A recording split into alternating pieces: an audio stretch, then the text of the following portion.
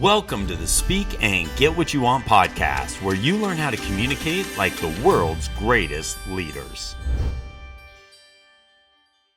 Welcome, everyone, to the Speak and Get What You Want podcast. I'm Chad Kerby here with Michelle Stratton, and we're excited to talk to you today about how you can communicate and deliver messages that are inspiring and get results. Because at the end of the day, whenever we're speaking, we want to see results. We want to be successful. And it's crazy how often, Michelle, we talk to people who feel like, oh, I'm doing everything I can. I'm working as hard as I can, but not getting the results that they want.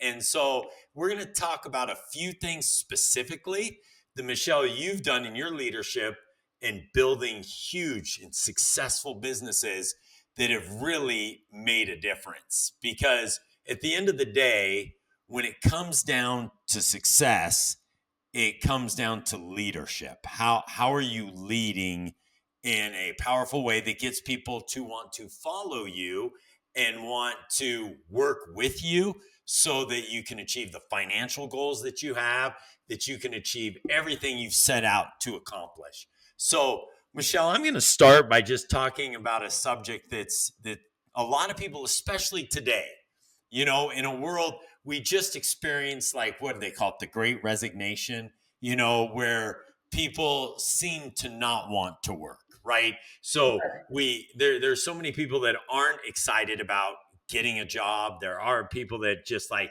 I don't want to work at this place. And yet, Michelle, I've watched you and TK buy and sell businesses. And as you sell one business, you move to another, and the people at the business that you just sold want to follow you. And they'll call you and say, Michelle, we want to work with you. We want to continue working with you. And obviously you have to step in and say, there's some legal ramifications here. So we can't bring you over. But Michelle, let's just get started and share with me why you believe that is the case. Because in the world where people are saying, I don't want to work with anyone else, or I don't want to work at this company, you have created cultures where people are saying, how can I follow you wherever you go? Why do you think that's the case? I think the main reason for that is what we've learned from you, and I know you, TK, have talked about this also, and it's also in the book, is making it about other people, making it about them. And I think that that's something that we've always been really good at. TK actually has always naturally been good at that. And it's something that I had to teach myself and learn how to do in making it about other people. So it's the same concept of making it about other people and not saying thank you, the two main things that we always talk about. But when you do those things and you focus on your employees or your friends or people at church or school or wherever you go, it's amazing how much of a connection you make with people. And I think it's those connections that we make throughout life that spark that commitment with people. And I think by making it about other people, you sit and you get to know them. You ask them about their cats or their dogs or their son, or if they like bowling or whatever it is, and get to know them, make a connection.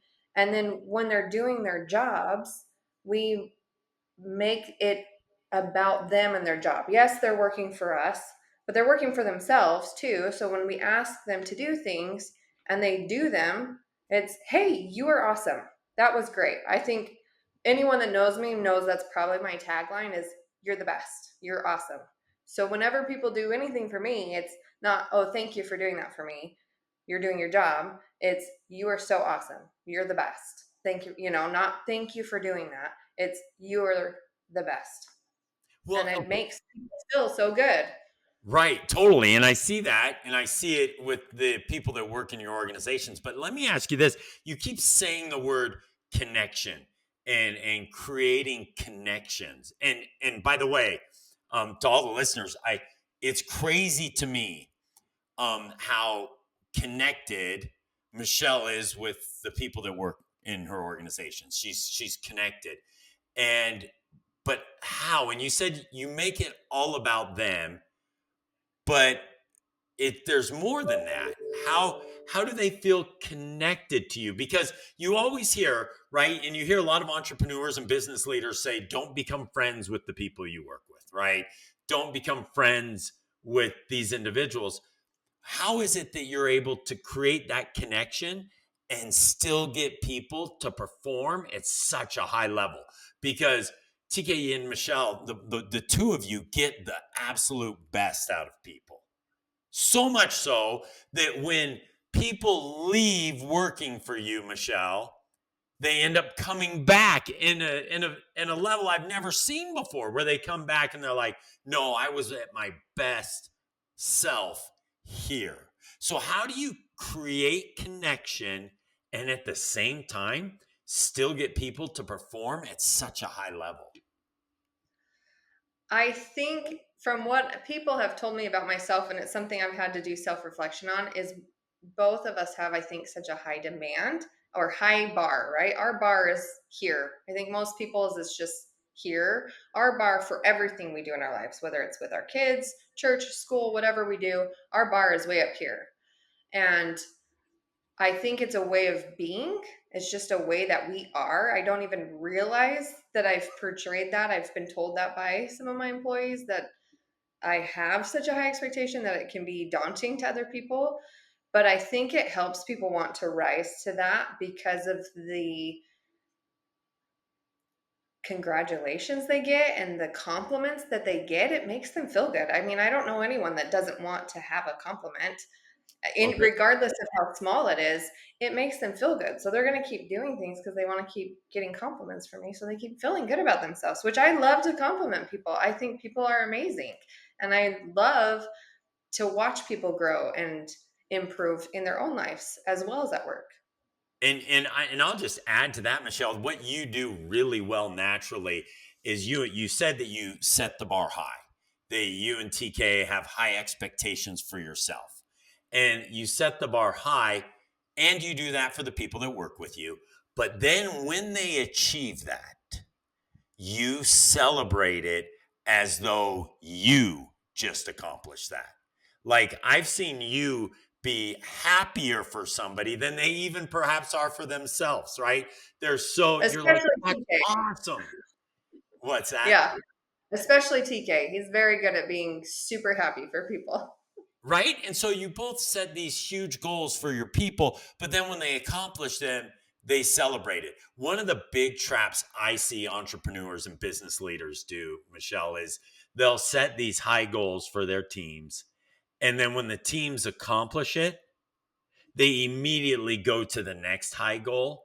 And so the person feels like they're always chasing these moving goalposts because they feel like they can never get there, because it's like, whoa, I thought we accomplished this great thing and you rewarded us by setting another great thing, right? But you and TK really do pause and celebrate that. And by the way, I'm going to add something that you haven't mentioned yet is because you have that connection. Okay. So I'll share a story that happened with one of your previous companies. One of your top leaders had young children, and you're based in Arizona. And for those of you that haven't been to Arizona, in the summertime, it can reach some pretty warm temperatures, right? And and this was one of your top leaders, and he really wanted a pool in his backyard.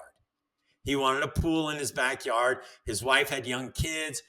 He was working a lot and achieving those great goals. And I remember watching TK walk into the office and turn to him and say, "What do you want?"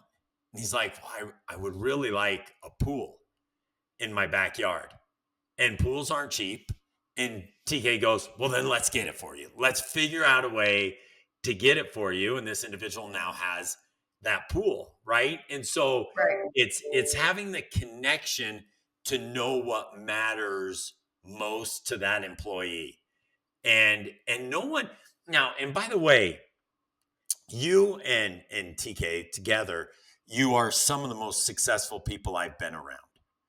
But you, for some reason, you never drink your own Kool-Aid. And so And when that's a phrase that some people may be familiar with and some people may not be, but you are never too affected by yourself or your success.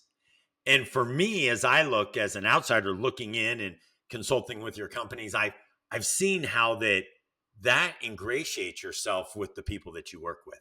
Like you don't feel that you're any better than your entry level employee.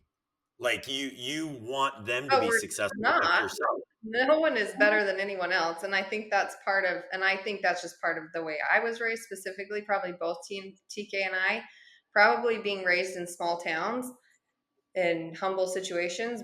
No one's any better than anyone else. We're all just human beings trying to live life. So it doesn't, regardless of where you may be in life, I don't feel that treating people differently, regardless of where they're at in life, serves anyone. That's interesting. So, do you think it's possible that your ability to connect? So, if people listening are going, okay, so Michelle is a leader in these very large organizations, has the ability to connect with everyone across the board. Do you think it's because you don't believe that you're better than anybody else? And how do you keep that and maintain that focus? I think that's part of just who I am and who TK and I are. I think it's a way of being. I don't know why anyone would go around pompous thinking that they're better than someone else. And I think the biggest thing I learned at a young age was learning to listen to people and talk to people. I remember a situation once when I was really young and I had done this seminar and I had learned that whenever someone bugged you or said something that was annoying to you, you would add just like me on the end of it. So if you saw someone that was, oh my gosh, I remember working when we first got married, I worked for Cigna Pharmacies, and there was this lady that I would work with sometimes, and all she did was talk about her family the whole time. Never asked me any questions about me or anything. It was just her and her family the whole time. And I remember having a thought thinking, all she ever does is talk about her own family. And I thought, oh, just like me. Because if I had a chance to talk, that's what I would do, is talk about my family. And so learning that, it was kind of humbling to me that that's the same thing that I would do if I were in that situation. And so learning to get to know people instead of just judging them right off the bat. That same time in my life, I worked with another lady in a pharmacy. Then I was stuck in this tiny pharmacy, like the size of this office, every day with like a drunk pharmacist and this really old lady. And it was like the longest 8 hours of my life every day. And this lady used to just drive me crazy. And so finally, I was like, I just need to get to know her because otherwise, I'm going insane. So I finally just started asking her questions. Come to find out, she was a Freemason when she was young. She got pregnant at 16. Her family disowned her, kicked her out of the house, like literally threw her stuff on the doorstep, said, don't come back. And she, then went to live her life. And I was like, oh, okay. Now I can look at you differently versus just judging you because of your life or your situation. And so it helped me look at her in a different light, which then made me have empathy, sympathy, and more understanding for her. I was watching Ted Lasso the other day, and he talked about that same kind of thing where people are more judgmental instead of curious, basically. And so I think a lot of us operate from a judgment factor of outside looking in versus being curious and getting to know people. Because whenever you learn someone's story, it totally shifts how they look at you and how you look at them. And everyone in this world has got an amazing story or has done some amazing things. And it's so fascinating to me to be able to connect with people and learn. You learn amazing jobs that people do. I love learning what people do because I've learned some things that people do for a living and make money are crazy, like things I would never think of. So it's, to me, so fascinating to be curious.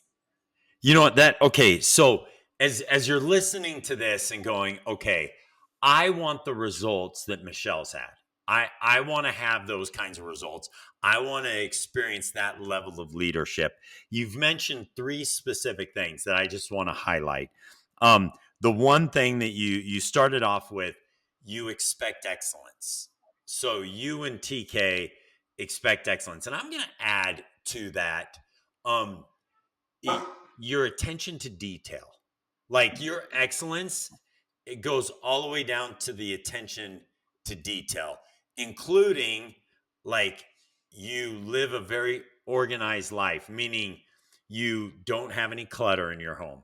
You keep your house clean.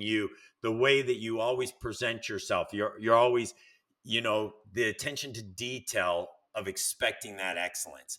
Now, by the way, that rubs off on everybody. I know personally, I'm by the way, I say this in all humility, but I'm in the best shape of my life since spending time with you guys, with TK and Michelle, because no, because it's like you start becoming like those you spend the most time with, right?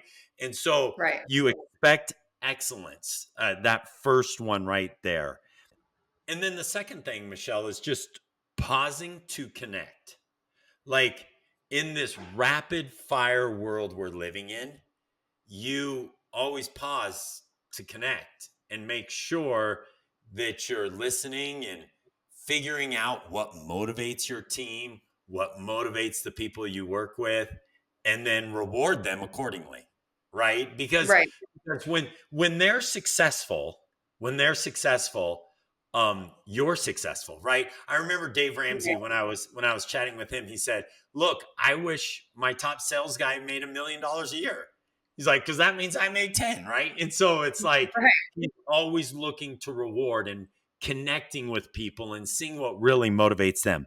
But then this last thing that you just mentioned that I just want to just focus on for just a moment. Don't judge, be curious. Yeah. Don't judge, be curious. That's a powerful statement, because it's so quick for us to judge, oh, why is this employee not performing the way that they are? But then instead of that, be curious to go, you know what? I'm going to figure out why they're not performing the way that we want them to perform.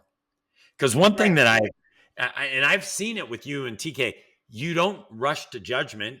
You try and work with people. Sometimes it ends up being very painful, but you work hard with people to figure out and be curious about what is it that really will make them successful.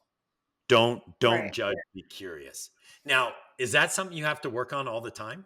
Because it seemed like it'd be natural to just judge, rush to judgment, but really You pausing know, and being curious. yeah, I think that it done long enough over time, just like anything, like it's a power of a habit. I think it becomes a way of being. Um, I think that it's something that both TK's always been naturally good at it. It was something that I had to be more aware of, is to be curious about people and talk about people and think about how someone might take something, or how, if you brought this up or tried to talk to them about something, how it might affect them, because that was not my natural state of being, to Mm. be to worry about what other people thought. So I think that that comes along with it as well. So it's just been something over time that I've worked on and been aware of, by TK's example, that I think it becomes a way of being. Just like all the things that I've learned from you, that you help implement with TK in our companies, and that we've written about in our books, all those things, after done for a while, they just become habit. They just become a way of being, like not saying sorry, not saying thank you all the time, and making about other people, to the point where I can literally probably get anyone to do anything for me, because I know how to talk to them to get what I need. And not in a manipulative way, like in a good way. That sounds really like manipulative and cocky, maybe. But if there's something we need, I know the person I can call that can make it happen for me, because I take care of them. They're good people. I'm always kind to them. So they'll jump through hoops for me. So there was one instance, you were back in New York City, and there was this restaurant that evidently was booked out for weeks and weeks, maybe even months. And you guys were back there, and you were able to get in like the next night, right? Yeah. And it was coming back to really understanding your situation and being able to communicate it with the people that can make an impact there. So those three things: expecting excellence, pause to connect, and don't judge, be curious. And then I want to finish with what we started with, Michelle, and that is you and TK, your firm belief that you're not better than anybody else, right? Because it's interesting. You've had huge success, and yet all along, as you've had experienced success after success after success, you're able to really never believe you're better than anyone else. And the reason why I know that's true, and anyone that spent time with you know that's true, is sometimes, when we go out to dinner at a nice restaurant, it seems like, you treat the staff sometimes better than you even, treat yourself. You really are always very kind and uplifting to whoever's waiting on you. And what is a good way for someone to keep that in check? Because that has to be a challenge, right? Because um, financially you can do whatever you want, but yet you don't believe you're better than the person who's just trying to working hard to make ends meet. So what have you Yeah, I done? Because Michelle, one thing, everything we're talking about right here, you've had to work at, right? When we talk right. expect excellence, pause to connect, don't judge, be curious, it's not like you just woke up like that and not thinking you're better than anyone else. All those things take intentionality, take work, and take effort. It's true. Is partly due to because of the way I was raised, and I think that that makes a huge difference. That I was taught that I'm not better than anyone else. But I think a really good way, if you want to shift your mindset on that, probably is to make it about other people. And I think if you start asking questions, even if you don't really care, sometimes I don't want to know about your 12 cats, but I'm going to ask you about your cats anyways. So even if it's something you may not really care about, I think if you are curious and you start by just asking simple questions with people that you want to connect with in some way, it's fascinating to me what you can learn about people and their life and experience and the things that they've gone through. So I Oh, think no. that that would be a good step. Oh, I think that's huge.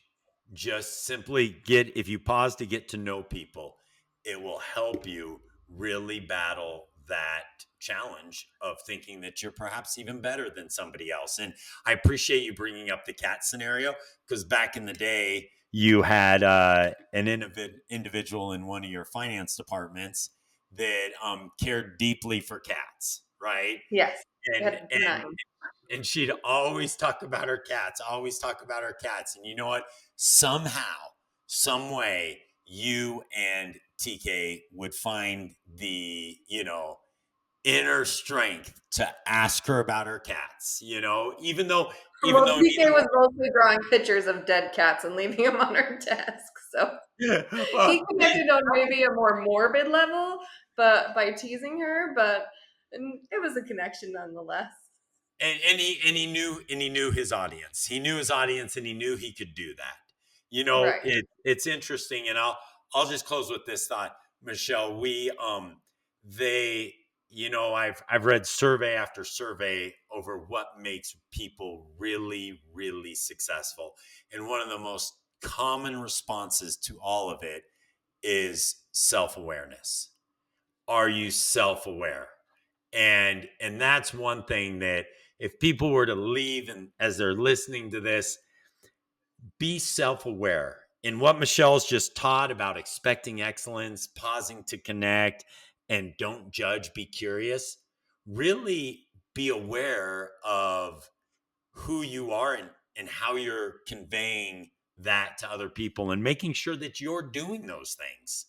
And then, of course, the last one, that you are not better than anyone else. And I obviously, that is to me one of the most important things, and one of the very key elements to your success and wanting. That's why, if I were to say, of those things we just listed, the one that gets people to follow you everywhere, Michelle, is because you don't believe you're better than anyone else.